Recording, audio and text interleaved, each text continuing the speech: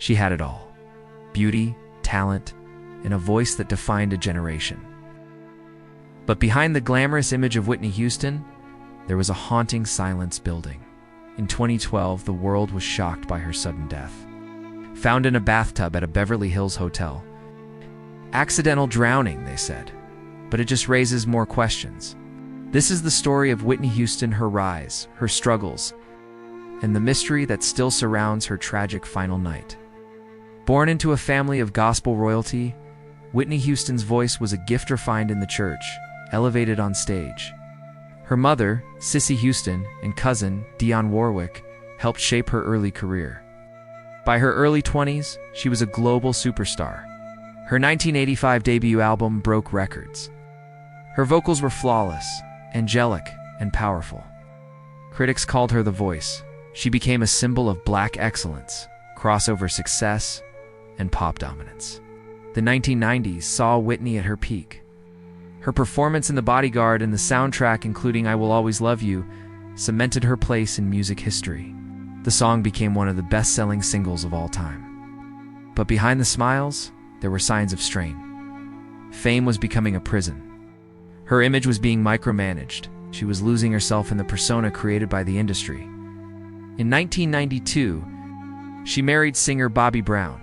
Their relationship became a media circus filled with allegations of domestic abuse, substance use, and chaos. Both claimed love held them together, but their partnership seemed to accelerate Whitney's decline. She made a comeback attempt with her 2009 album, I Look to You, a deeply spiritual, emotional record. Questions about what happened in those last hours, her assistant had left briefly. The timeline was murky.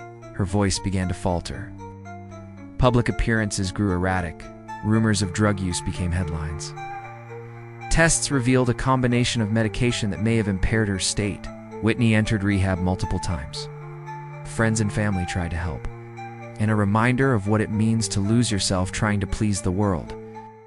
She spoke about her faith, her regrets, her desire to be free, but the damage ran deep.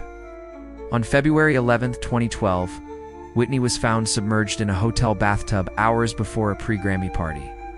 There were bruises, as if trying to feel alive one last time. She later died after months in a coma.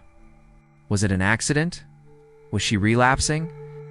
Or was she overwhelmed by something deeper? Just 3 years later, Whitney's daughter, Bobbi Kristina, was found unconscious in a bathtub, the same tragic scene. The eerie similarity shook the world. People began to speak of a curse, of trauma passed down, stories repeating themselves in heartbreaking ways. Whitney Houston's voice broke barriers, but behind it was a woman fighting to be heard. Her story is more than a cautionary tale. It's a tragedy wrapped in brilliance, a warning about fame. And yet, there's one detail often overlooked. On the morning of her death, multiple staff reported hearing Whitney singing loudly alone in her hotel room. Not rehearsing, not warming up, just singing. A voice that once filled stadiums, echoing off the walls of a lonely hotel suite. What really happened that night in Beverly Hills? Perhaps the answer lies not in the silence she left behind, but in the final song only she could hear. Subscribe for more true stories, untold legends, and mysteries from the shadows of fame.